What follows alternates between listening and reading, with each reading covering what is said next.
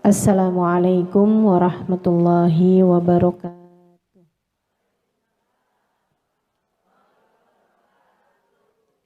Alhamdulillah. Wassalatu wassalamu ala Rasulillah Muhammad ibn Abdullah wa ala alihi wa sahbihi wa man walah. Subhanaka la ilma lana illa ma 'allamtana innaka antal alimul hakim. Rabbi shrah li sadri wa yassir li amri wahlul 'uqdatan min lisani yafqahu qawli, amma ba'du.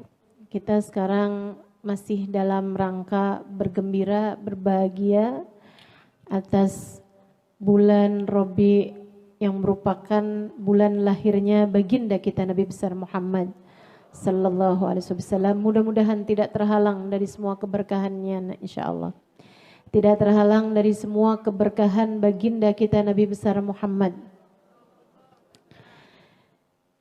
Dan kalau ada yang saya ingin sampaikan, lebih kepada mari kembali memperbaharui niat. Mari kembali memperbaiki niat. Mari kembali baguskan niat. Mari kembali memperbaiki niat-niat kita. Kenapa gitu? Sebab seperti yang disampaikan baginda Nabi Muhammad, innamal a'malu binniyat. Segala perbuatan itu sesuai dengan niatnya. Termasuk atau bahkan yang utamanya adalah niat hidupmu mau buat apa. Di bulan-bulan Maulid ini saya ingin mengingatkan diri saya sebelum kepada yang lain-lain untuk kembali meluruskan niat-niat kita di sisa hidup kita itu mau buat apa gitu. Karena ternyata teman-teman, apapun yang kita lakukan semuanya itu tergantung dari niatnya. Dan juga ternyata bukan hanya kita yang dapat berkah atas niat baik kita, akan tetapi bahkan sampai ke anak cucu keturunan. Saya teringat sebuah kisah tentang seorang raja dari kabilah Tabaiyah, namanya Tabban As'ad. Dari niannya Tabaiyah ya, itu adalah raja-rajanya Yaman di zaman sekitar 200-300an tahun sebelum kelahiran baginda kita Nabi besar Muhammad. Ada raja besar dari Yaman namanya Tabban As'ad. Satu waktu beliau mengadakan safari perjalanan keliling-keliling negara. Berbagai negara dikunjungin. Sebagai seorang raja besar yang punya daerah kekuasaan yang sangat besar, dia merasa layak dimuliakan dimanapun saja dia berada. Dan memang tiap kali berkunjung ke sebuah negara, dia selalu dimuliakan. Disajikan jamuan-jamuan, disiapkan tempat-tempat tinggal, bahkan dibacakan puisi-puisi, pujian, bahkan disampaikan tari-tarian daerah setempat, lagu-lagu daerah setempat, kan seperti itu apabila raja-raja berkunjung. Kecuali ketika dia sampai di Mekah. Ketika dia sampai di Mekah, tidak ada sambutan, tidak ada jamuan, sehingga mereka harus mempersiapkan semuanya sendiri. Sebagai seorang raja yang sangat terkemuka, dia merasa tersinggung atas perlakuan orang Mekah ini. Dia pun coba cari tahu kepada ulama-ulama yang dia bawa. Jadi itu perjalanan dengan bawa sekitar 200-an rombongan.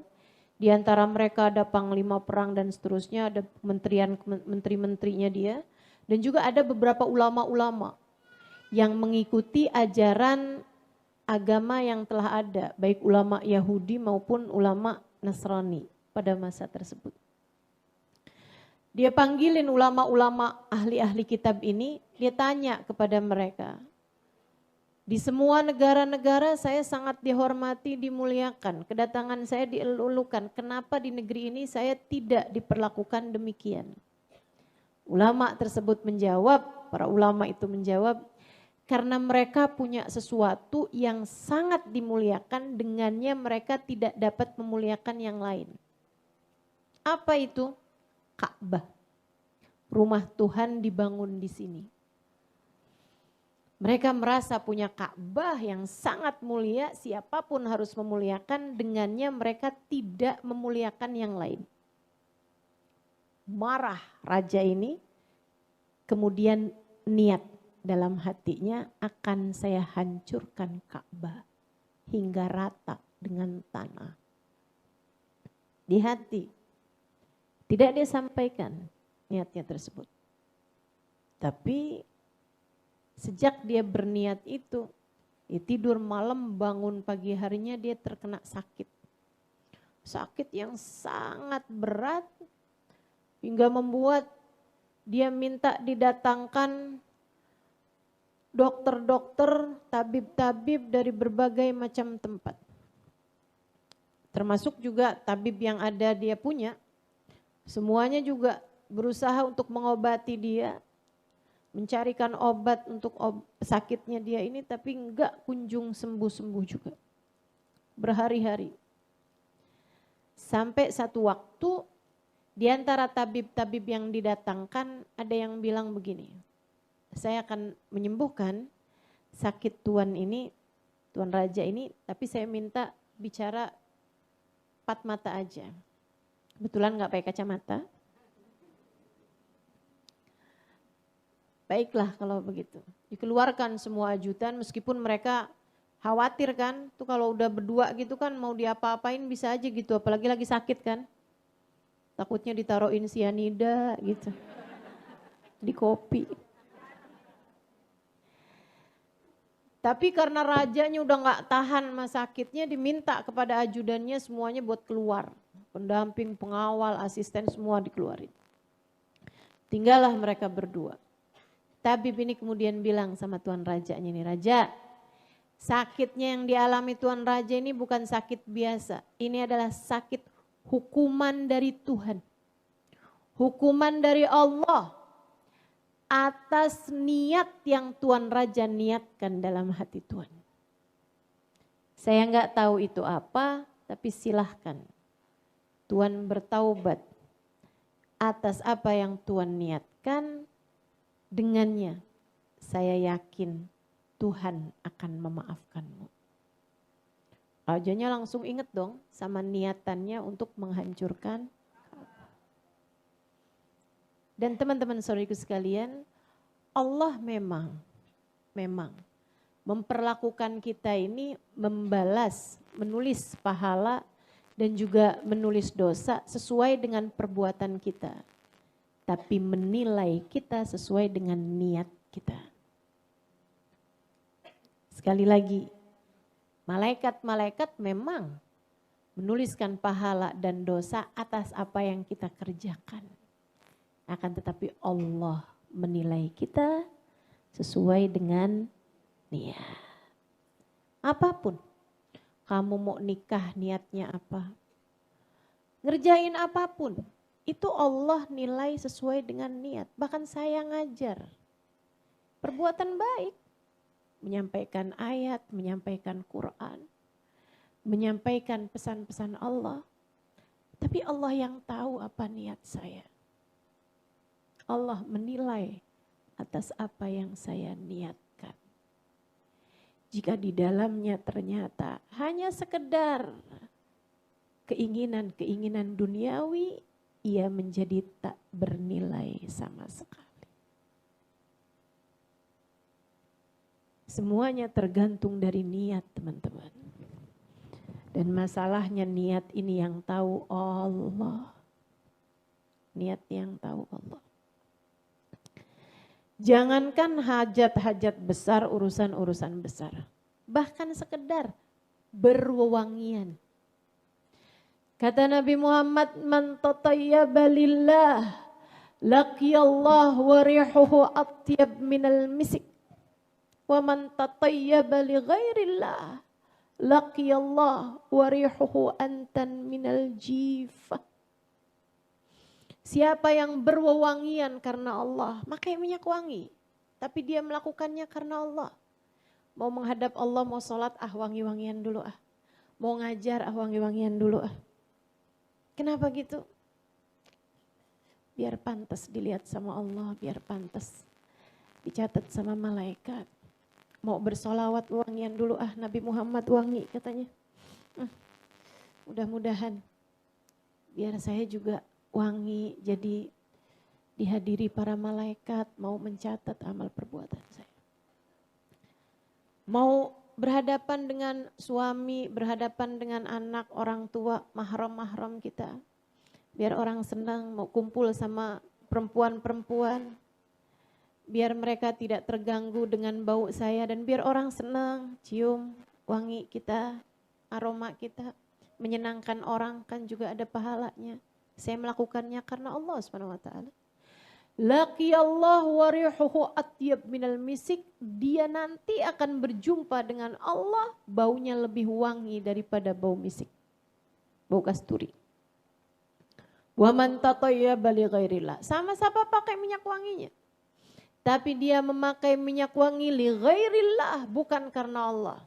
Biar orang tahu kalau saya wangi, biar saya bisa disenengin sama atasan yang padahal laki-laki yang bukan mahram, biar orang seneng cium wangi saya, laki-laki tertarik pada saya, dan niatan-niatan yang lain-lainnya teman-teman. Sama-sama pakai minyak wanginya. Bisa jadi merek yang sama, bisa jadi produk yang sama, tapi dia niat pakai minyak wanginya bukan karena Allah. Laqiyallahu wa rihuhu antan minal jifah. Dia akan berjumpa dengan Allah, baunya lebih busuk daripada bau bangkai. Sama perbuatannya, tapi beda nilainya karena beda di niat. Beda di niat. Makanya nih, hati-hati sama niat hidup. Hati-hati mengerjain sesuatu, niatnya membuat apa? Hadir di majelis ini sama-sama duduknya. Sama-sama duduknya. Tapi apakah sama nilaimu di sisi Allah? Salah satu bedanya adalah karena niat. Niat. Saudaraku sekalian yang saya muliakan, sang raja ini begitu dengar kayak begitu, dibilang astagfirullah, astagfirullah. Diminta ampun sama Allah. Diminta ampun pada Allah SWT. Dia bertaubat kepada Allah. Dia bilang sama tabib tersebut, saya memang punya niat. Dia cerita bahwa di berbagai macam negara dia disambut sedemikian rupa, tapi di Mekah ini dia tidak disambut sama sekali. Akhirnya dia berniat untuk menghancurkan Ka'bah, karena Ka'bah itulah penyebab orang-orang Mekah tidak bisa memuliakan dirinya. Dia ngerasa, oh ini penyakit nih, berarti ini Ka'bah nih. Nanti nih orang Mekah nih gara-gara ada Ka'bah gak bisa muliain raja-raja yang lain, gak bisa muliain presiden, gak bisa muliain orang-orang terhormat dari berbagai macam negara. Bisa jadi penyebab Mekah nih akhirnya diperangin. Nah, mendingan daripada gitu Ka'bahnya aja dihancurkan kalau mau berpikir secara pembenaran-pembenaran. Tapi dari kejadian bahwa dia dikasih sakit, dia kemudian tahu bahwa niatnya tersebut adalah niat yang buruk, niat yang tidak diridhoi Allah Subhanahu wa taala. Dia pun segera bertaubat. Atas hal tersebut dia bahkan berniat, saya akan memberikan kiswah Ka'bah, akan memberi bajunya Ka'bah dengan kain sutra yang sangat indah. Dia inilah kabarnya orang pertama yang memberi kiswahnya Ka'bah, Tabban As'ad namanya. Saudara sekalian, begitu dia berniat, ganti niatnya, gak ada yang dia lakukan. Akan tetapi dia merubah niatnya. Begitu dia merubah niatnya, Allah segera memberikan kesembuhan padanya. Betapa sangat ngaruhnya niat dalam kehidupan kita. Maka Bu, mau ngawinin anak, tuh niatnya mesti benar. Jangan cuma sekedar ngurangin beban keluarga. Jangan cuman sekedar mumpung ada yang lamar anak saya, alhamdulillah orang kaya. Jangan begitu niatnya. Kalau udah niatnya jelek tuh liatin aja nanti. Jelek semua. Kenapa gitu? Karena Allah menilai sekali lagi dari innamal a'malu binniyat kata Nabi, wa innamal likulli imri'in ma nawa. Setiap orang hanya akan diberi sesuai dengan niatnya. Kamu hanya akan diberi sesuai dengan niatmu. Saya hanya akan diberi sesuai dengan niat saya. Kita semua nih dikasih sama Allah tuh nilai apakah kita dicinta, apakah kita dimurka, apakah kita disayang, apakah kita dibenci, apakah kita diperhatikan, apakah kita dicuekin sama Allah Subhanahu wa taala. Semuanya tergantung dari niat-niatan yang ada di dalam hati kita. Kamu mau nyari apa dalam hidup? Ini yang harus kita pertanyakan, hidupmu nih, sisa hidupmu nih. Yang entah sisa berapa tahun ini teman-teman. Bahkan mungkin ada di antara kita yang hidupnya sisa berapa bulan. Wallahu a'lam. Tapi yang pasti berapapun aja sisa umurmu yang tersisa, tanyakan kepada dirimu, kamu hidup untuk apa? Karena nilaimu sekali lagi hanya akan Allah berikan sesuai dengan niatanmu itu. Pastikan niatmu dalam hidup lillah wali rasulih, untuk Allah dan untuk kekasihnya baginda Nabi besar Muhammad. Teman-teman sekalian saya muliakan, akhirnya nih si Tabban As'ad ini memutuskan untuk udah sembuh, udah sehat, dia beri kiswahnya Ka'bah, ya. Dia kemudian melanjutkan perjalanan. Nah, mau pulang ke Yaman itu juga dia singgah di Yathrib. Kita tahu Yathrib ini adalah Madinah sekarang ini ya. Niyatuhu saluhat a'maluhu la mahala. Orang kalau niatnya bagus pasti amal perbuatannya bakal bagus. Wa man sa'at niyatuhu sa'at a'maluhu la mahalah wa in kanat fi suratihi hasanah. Kata beliau, siapa yang jelek niatnya, bakalan jelek pula perbuatannya walaupun kelihatannya bagus. Jadi orang sedekah, tapi sedekahnya enggak lillah. Itu pasti bakalan jelek tuh sedekahnya. Lihatin aja. Pasti ada aja hal-hal yang tidak baik dalam sedekahnya tersebut. Karena niatnya tidak lillah. Makanya kalau ada sesuatu hal kok jadinya nggak bagus, saya tahu nih, ini ada yang nggak bagus nih di niat saya nih. Karena kalau niatnya bagus pasti bagus dah. Kalau ada jadinya jelek, pasti karena niatnya nih ada yang kurang bagus. Apa nih yang kurang bagus? Benerin dulu niatnya, insya Allah semuanya bakalan jadi bagus. Rombongan Tabban As'ad mau pulang ke Yaman lewatin Yathrib. Mereka pun singgah di Yathrib beberapa hari, dan kalau Yathrib sebagaimana daerah-daerah yang lain disambut, dijamu gitu kan. Diberikan tempat yang layak gitu. Seneng. Rajanya seneng, pasukannya semuanya seneng. Sampai sesudah beberapa hari mereka tinggal di Yathrib, kemudian raja pun memutuskan buat pulang. Raja bilang besok kita pulang. Beberapa ulama besoknya mau pulang, malam harinya tuh dibilang, Tuan kita besok gak ikutan pulang.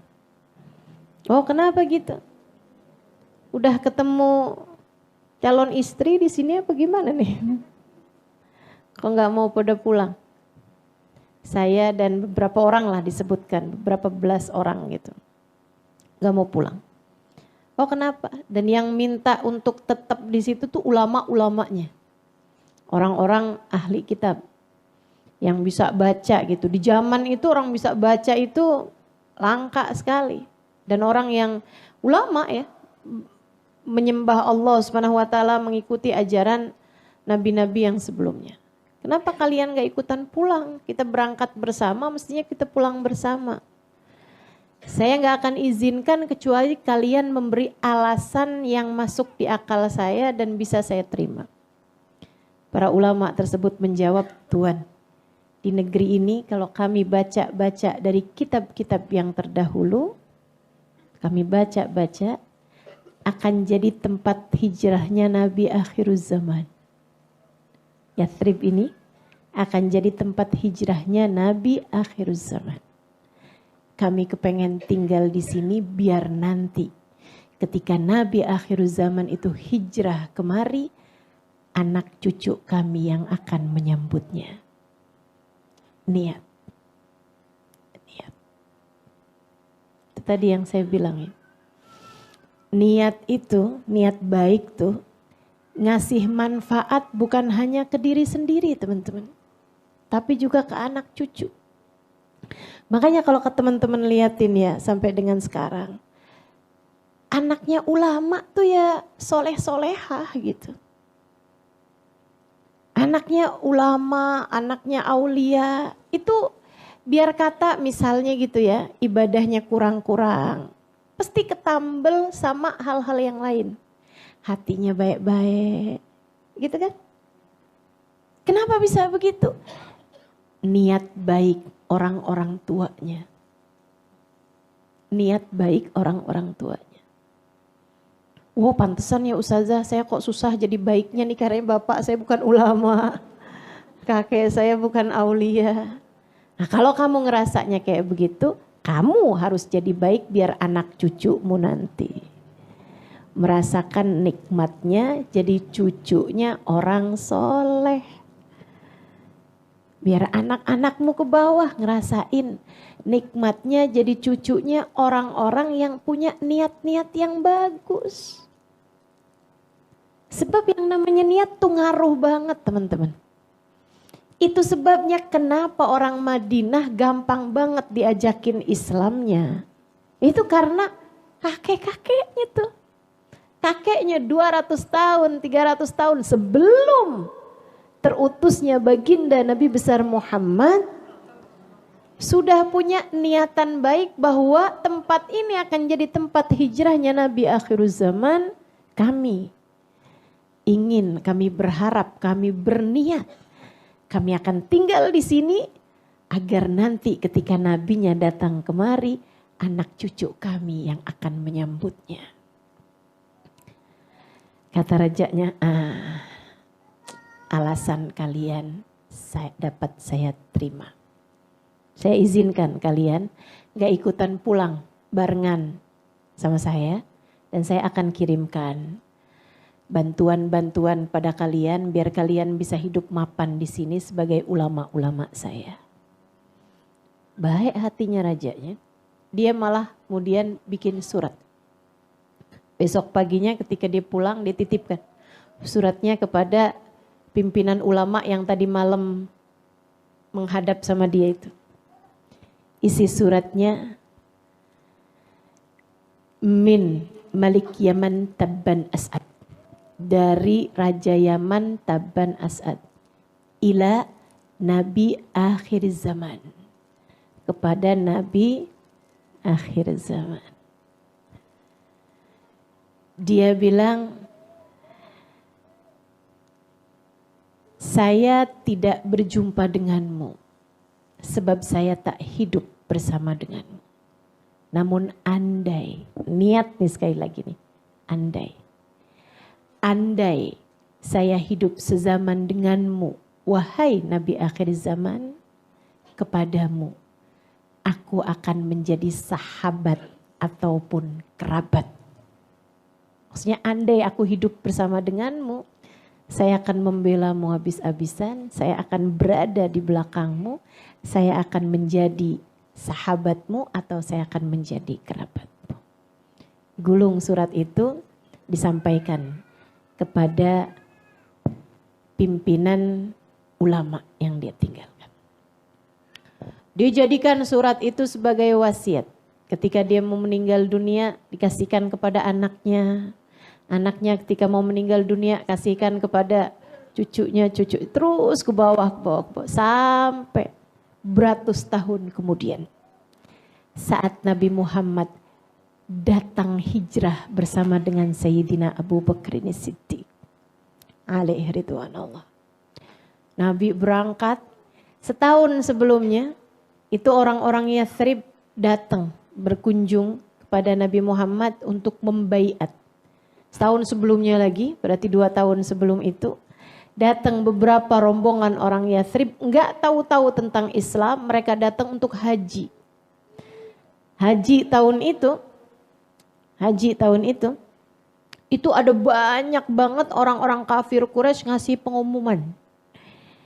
Hati-hati sama seseorang bernama Muhammad, dia tukang sihir paling hebat. Kalian kalau tawaf, jangan sampai kedengeran mantra-mantranya. Saya sarankan sumbat aja telinganya. Sehingga sekitar 17 orang. Mereka sampai-sampai dari ketakutannya terhadap pengumumannya kafir Quraisy ini ya, pemuka-pemuka Quraisy, sampai benar-benar ganjelin telinga mereka pakai kapas, pakai kain gitu. Sampai ketika mereka berangkat tawaf, tapi subhanallah ya, memang dari sini nih saya tidak takut terhadap pembulian ataupun fitnahan. Kenapa gitu?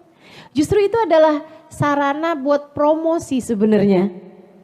Karena Nabi Muhammad ketika dibegitukan, orang malah tambah penasaran, mana sih yang namanya Muhammad? Malah jadi tambah pengen tahu gitu.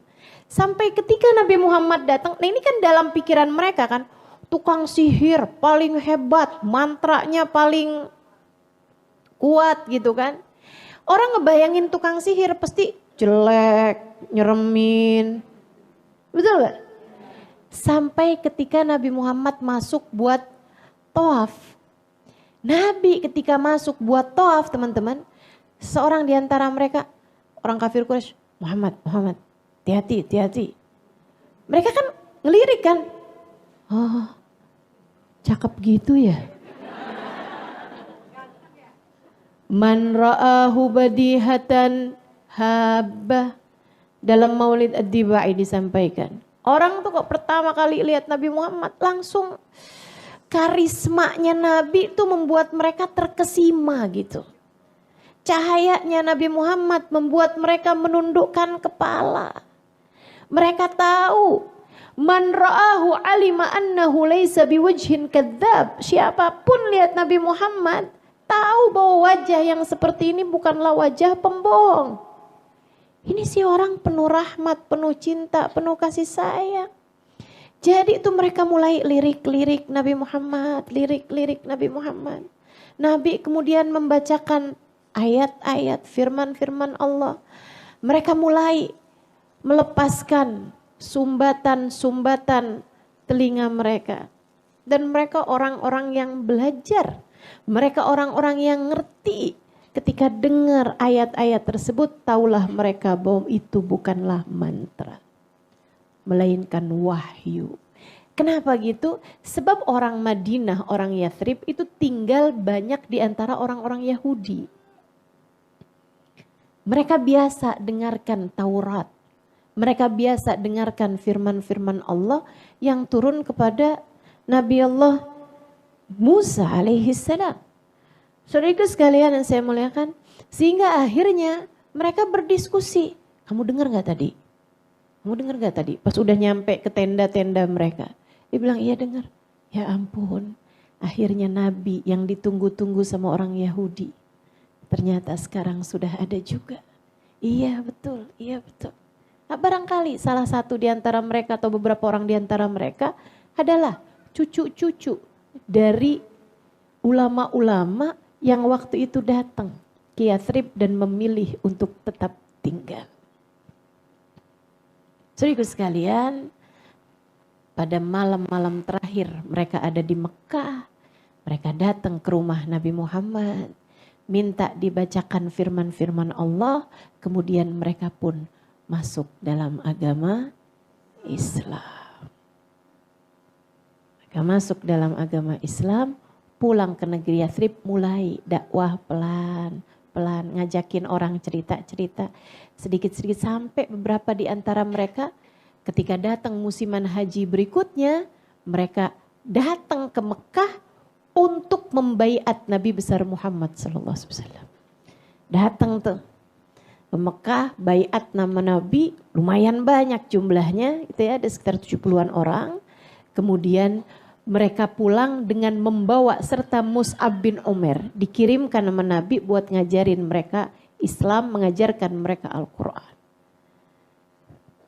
1 tahun kemudian, Yathrib sudah menjadi daerah dengan mayoritas sudah masuk ke dalam agama Islam. Menanti-nantikan kehadiran Nabi besar Muhammad.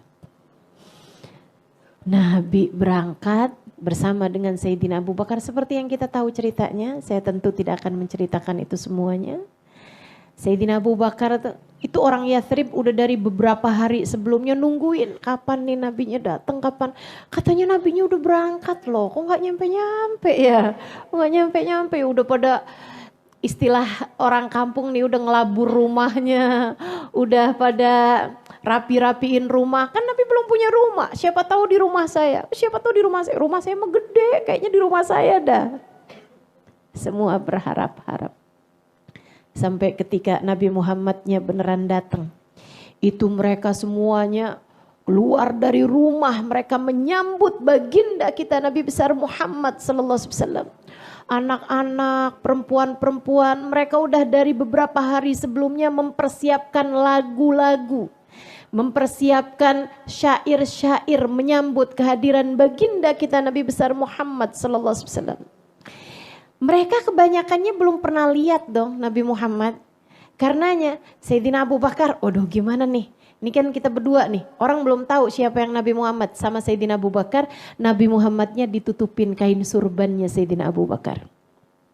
Biar jadi kayak pengantin, gitu kan? Sampai ketika udah masuk, di antara orang-orang semuanya nih, masuk kotaknya udah ada di antara mereka, tengah-tengah mereka, dibukalah tudung tersebut, taulah mereka. Itulah Nabi besar Muhammad sallallahu alaihi wasallam. Masya Allah. Mereka bergemuruh mengumandangkan ucapan selamat datang. Syairnya ditulis sama seorang perempuan. Saya rasa ini adalah syairan yang paling terkenal sampai dengan sekarang. Kenapa bisa begitu terkenal sampai dengan sekarang? Pasti karena bagusnya niat ketika menuliskan syair-syair tersebut. Begitu datang Nabi Muhammad, perempuan, laki-laki semuanya bergemuruh.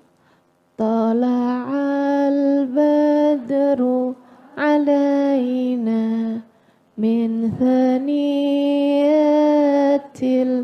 wada' wajaba syukru alaina mada lillahi da ayyuhal mab'uthu fina ji'ta bil amril muta' ji'ta syarraftal madina marhaban ya khairada.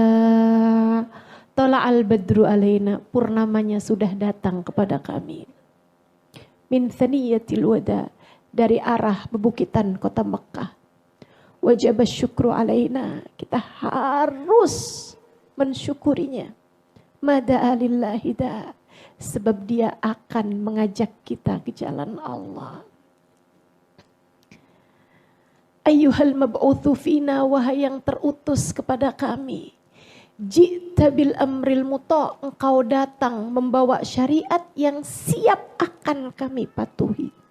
Niat lagi tuh. Nabinya baru datang, tapi kami akan siap taat kepadamu, wahai Rasulullah. Kami berniat taat padamu. Ji'ta syarraftal Madinah. Engkau datang memuliakan kota kami ini. Dari situ tuh awal mula disebut Yathrib dengan nama Madinah. Madinah. Sejak itu orang bilang, saya mau ke kota. Kota apa? Kotanya Nabi Muhammad sallallahu alaihi wasallam. Ji'ta syarraftal Madinah, marhaban ya khairada. Selamat datang wahai seindah-indah penyeru kepada kebaikan. Saudaraku sekalian, asik Nabi Muhammad. Tiap kali lewat nih, ya Rasulullah, di rumah kami wahai Rasul, silakan ke rumah kami wahai Rasul. Tafadhalu indana Rasulullah. Silakan ke rumah kami wahai Rasulullah. Engkau kan belum ada rumah Rasul. Rumah saya besar Rasulullah. Rumah saya udah saya bagus-bagusin Rasul. Semua orang pada berharap-harap Nabi Muhammad akan datang dan tinggal di rumah dia. Nabi kemudian bilang, kata Nabi Muhammad, khallu sabilaha fa innaha ma'murah. Ini indah banget sih menurut saya. Kata Nabi Muhammad, khallu sabilaha fa innaha ma'murah. Biarkan jalan unta saya, dia diperintah oleh Allah akan berhenti di mana. Unta loh ini, unta loh. Tapi masalahnya bukan untanya. Masalahnya siapa yang ada di atas unta.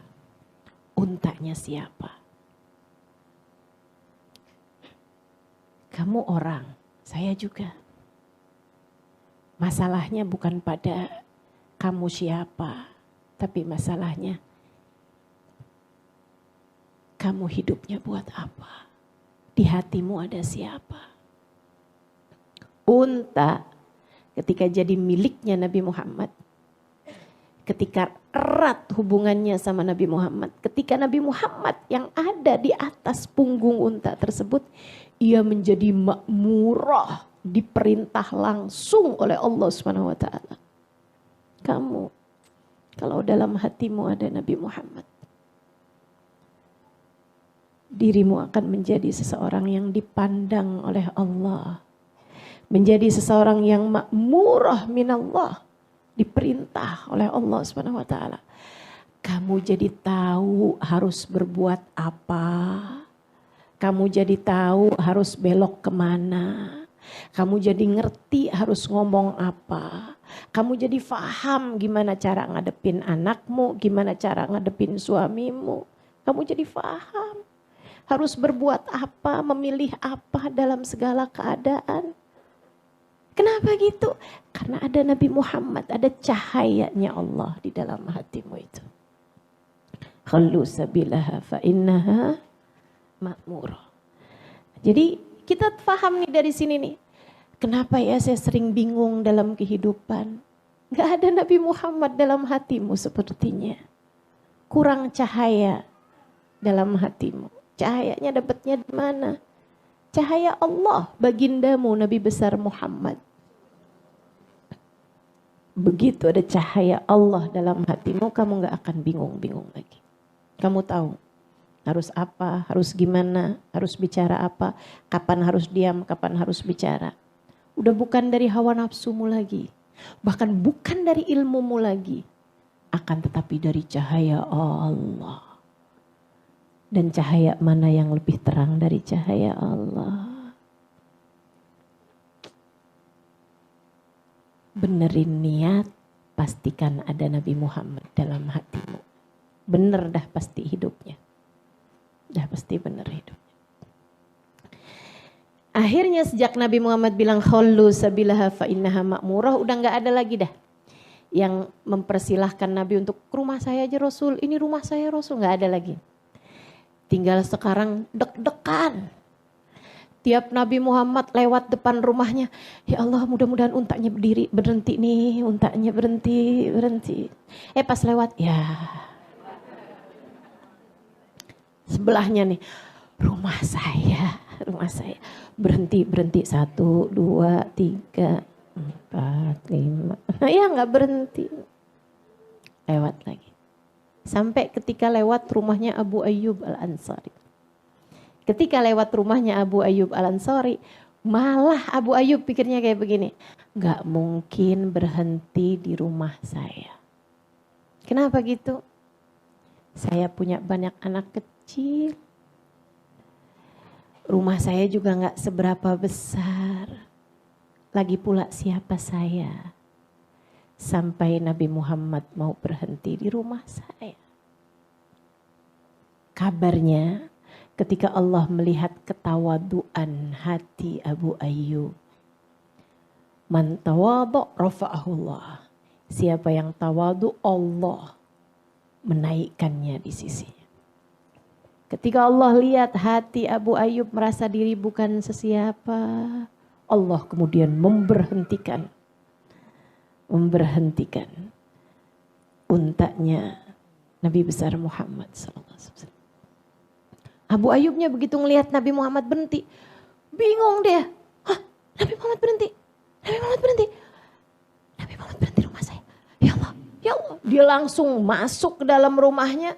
Dia bilang sama istrinya, Nabi Muhammad berhenti di rumah kita. Anak-anak, Nabi Muhammad berhenti di rumah kita. Anak-anaknya ada bayi, ada segala macam. Katanya Abu Ayyub bilang sama istrinya gitu kan, ayo nih cepetan.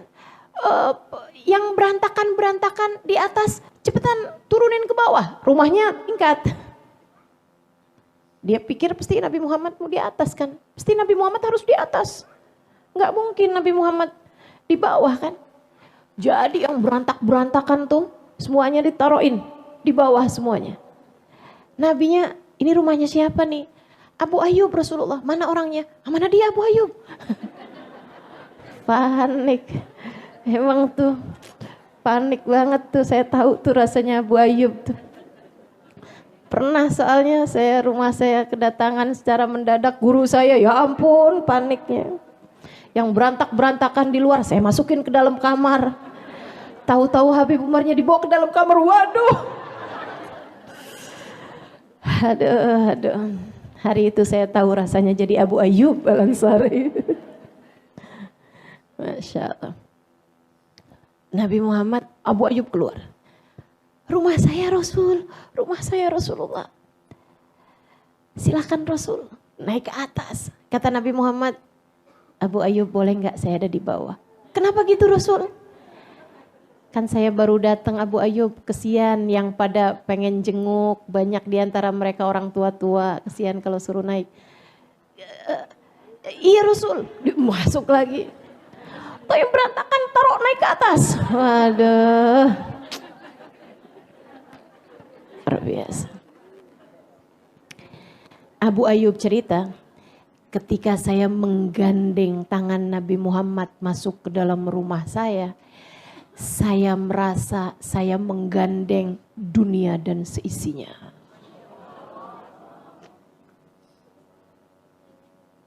Masya Allah. Bawa tuh Nabi Muhammad. Persilahkan bawa masuk dalam kamar. Nabi Muhammad tinggal di sana tahu berapa lama? 6 bulan. Nabi 6 bulan tinggal di rumah Abu Ayyub. Pertamanya Abu Ayyub di atas kan. Itu Abu Ayyub anaknya kan masih kecil-kecil. Meeting dulu hari pertama. Di bawah kita Nabi Muhammad, nak. Jangan ada yang suaranya keras. Jangan ada yang numpahin apa-apa. Kalau jalan hati-hati dan kalau jalan di pinggiran aja. Jangan sampai kalian jalan di bawah kalian Nabi Muhammad. Nanti kamu gak sopan. Jangan sampai kita menghalangkan wahyu ketika mau turun kepada Nabi Muhammad. Kata Abu Ayyub, sepanjang Nabi Muhammad tinggal di bawah rumah kami, saya gak tidur kecuali kalau ketiduran. Nah begitu, tiap kali mau tidur saya ngebayangin, ya ampun jangan-jangan wahyu mau turun ke halangan saya nih. Nih kok nyangkut wahyunya nih gara-gara saya nih. Ya ampun nih orang kayak saya nih mesti gak bener kayak begini nih. Ada di bawah saya Nabi Muhammad, ya Allah, ya Allah, ya Allah. Dia bilang terus begitu sampai beberapa hari kemudian. Sesudah orang-orang udah berhenti jengukin Nabi kan. Udah semuanya udah pada jengukin Nabi gitu. Orang-orang Madinah udah pada sowan sama Nabi semuanya. Satu hari Abu Ayyub numpahin anaknya Abu Ayyub, anak kecil-kecil. Itu umurnya tuh kayak yang setahun, ada yang masih ngerangkak gitu. Habis itu 3 tahun kan gak bisa dibilangin ya. Ada yang pecahin kendi. Dan itu Abu Ayyub takut airnya netes-netes ke bawah. Abu Ayyub ambil semua tuh selimut. Abu Ayyub tangan kayaknya baju anaknya juga mau di ini. Seanak-anaknya ada di situ. Biar airnya tuh nggak turun gitu ke bawah. Panik Abu Ayyub. Abu Ayyub cerita itu sama Nabi Muhammad. Kemudian Nabi Muhammad bilang, baiklah Abu Ayyub, baiklah. Kita pindahan yuk, kita pindahan. Nabi pindah ke atas, Abu Ayyubnya turun ke bawah bersama seluruh keluarga. Selama Nabi Muhammad tinggal di rumah Abu Ayyub tuh makanan sekeluarga dijadikan di satu nampan. Pertama kali Nabi Muhammad makan di rumah Abu Ayyub, heran, disuguhin satu nampan makanan. Kata Nabi Muhammad, Abu Ayyub, saya tidak makan sebanyak ini. Nampan besar. Kata Abu Ayyub, bala ya Rasulullah, tentu wahai Rasul, ini adalah makanan kami sekeluarga. Lah terus kenapa disuguhin ke saya semua Abu Ayyub? Silahkan kau makan sesukamu wahai Rasul. Izinkan kami selalu memakan dari makanan sisamu wahai Rasulullah. Siapa yang bilang nyari berkah itu adalah sesuatu yang bid'ah? Itu orang kalau ngomong kayak begitu tuh, sekolahnya nggak tamat.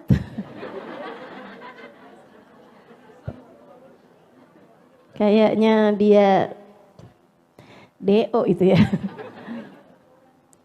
Kalau belajarnya lama, belajarnya tamat, dia akan tahu kayak apa para sahabat dalam urusan nyari berkah kepada baginda Nabi besar Muhammad. Dan itu tuh bahkan bukan sesuatu hal yang harus diajarin. Abu Ayyub gak belajar loh teman-teman. Abu Ayyub gak belajar, gak ada gitu Mus'ab bin Umair bilangin gitu. Nanti ya siapapun aja yang rumahnya ketempatan Nabi, kalau makan tuh dijadiin satu nampan. Gak ada yang ngajarin.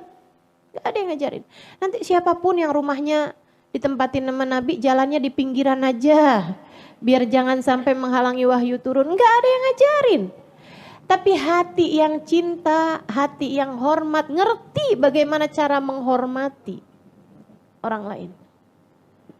Hati yang penuh hormat, hati yang penuh cinta, paham ekspresi cinta. Biasa aja itu. Orang tuh kalau cinta, cintanya ditambah dengan hormat pasti bakal begitu. Pasti bakal begitu. Saudariku sekalian, jangankan makanan minuman bekasnya Nabi Muhammad, bahkan minuman makanan bekasnya orang Islam. Bekasnya orang soleh. Kata Nabi Muhammad SAW, su'rul mu'min dawa. Bekas minumnya orang soleh itu adalah obat. Saya ingat zaman saya nyantri di Sarang. Pondok Pesantren Al-Anwar. Saya ingat dulu, saya satu-satunya syarifah di pesantren tersebut. Saya satu-satunya syarifah yang ada di pesantren tersebut. Tapi sejak saya dengar, jadi saya dikasih banyak kelonggaran. Termasuk diantaranya adalah untuk masuk ke rumahnya Mbah Mun, ke rumah dalam, kapanpun saya mau. Di saat santri-santri nggak bisa gitu. Jadi saya kalau ngantri, kepanjangan ngantrinya nih, saya masuk aja ke kamar tamu gitu, untuk pakai kamar mandinya tamu. Memang diperkenankan oleh Kiai Haji Maimun Zubair dan oleh Bu Nyai dan semuanya gitu ya. Pokoknya Syarifah kalau kamar mandi kesini aja, nggak usah ngantri kayak teman-teman yang lain. Syarifah kalau ada pengen makan apa, Syarifah masuk aja. Pokoknya gitu kan. Sedikit sekalian saya muliakan, dan yang sering saya lakukan adalah sesudah saya baca hadis su'rul mu'min dawa, bekas minumnya orang mukmin adalah obat. Saya sering banget kalau habis ada tamu yang di situ ditemuin sama Mbah Mun gitu, deh. Oh, udah Mbah Munnya masuk, tamunya pulang, saya buruan tuh masuk ke situ. buat minum bekas minumnya tamu-tamunya Mbah Mun. Saya minumin bekas minumnya. Apalagi bekas minumnya Mbah Mun, bekas minumnya tamu-tamu yang lain-lain juga saya minum. Bismillah, semuanya balik sama niat.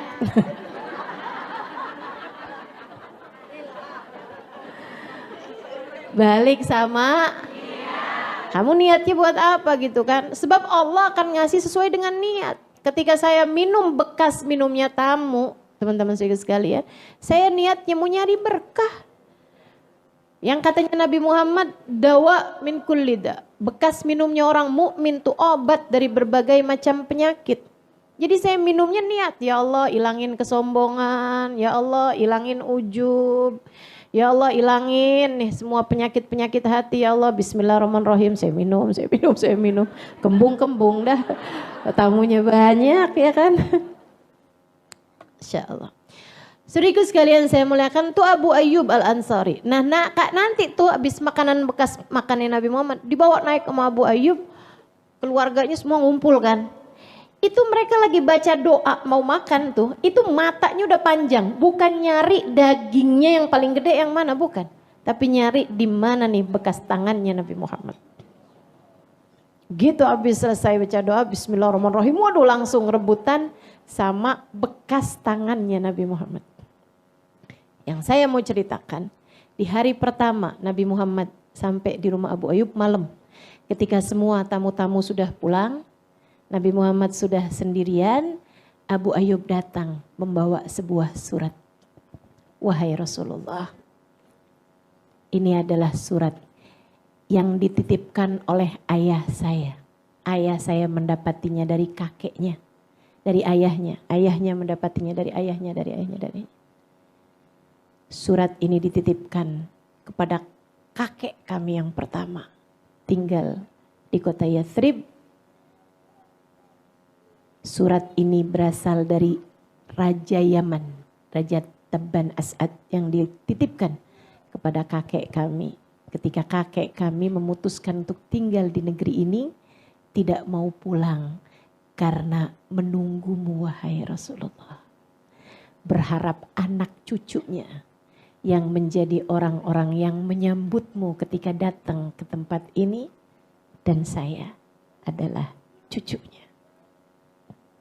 Abu Ayyub, cucunya si pimpinan ulama itu. Rumahnya jadi tempat tinggalnya Nabi. Beliau memberikan surat tersebut. Nabi membacanya. Kemudian Nabi Muhammad mengatakan, innahu min ahad rufaqai fil jannah. Sesungguhnya raja ini dan juga kakekmu ini yang nitipin ini adalah salah satu dari kawan-kawanku kelak di surga. Dia gak ketemu sama Nabi Muhammad. Dia gak ketemu sama Nabi Muhammad. Kenapa kok bisa tuh? Jadi salah satu kawannya Nabi. Gak ketemu dan bukan umat bahkan. Bukan umat bahkan. Karena kan yang jadi umat kan sesudah Nabi Muhammad kan jadi umatnya. Ini bukan umat loh. Tapi bisa barengan kata Nabi Muhammad, dia akan menjadi salah satu dari kawanku di surga. Kenapa gitu? Niat. Andai aku hidup sezaman denganmu wahai Nabi Muhammad, aku akan memastikan bahwa diriku akan menjadi kerabat atau sahabat. Kan begitu bilangnya. Subhanallah. Yuk benerin niat. Benerin niat. Pastiin hidupmu nih di sisa hidupmu. Mau apa? Mau nyari apa? Saudaraku sekalian, yang nyari dunia banyak yang kecewa. Yang nyari dunia nih, udah banyak banget yang nyari dunia. Ujungnya apa? Ujungnya banyak kecewa, banyak susah, banyak menderita, banyak yang nyesel. Baru dunia sebelum akhirat. Kayak apa nyeselnya di akhirat? Ternyata dunia yang mereka usahakan gak jadi apa-apa. Yang nyari jabatan, banyak yang nyesel. Ya kan begitu? Dunia maupun akhirat.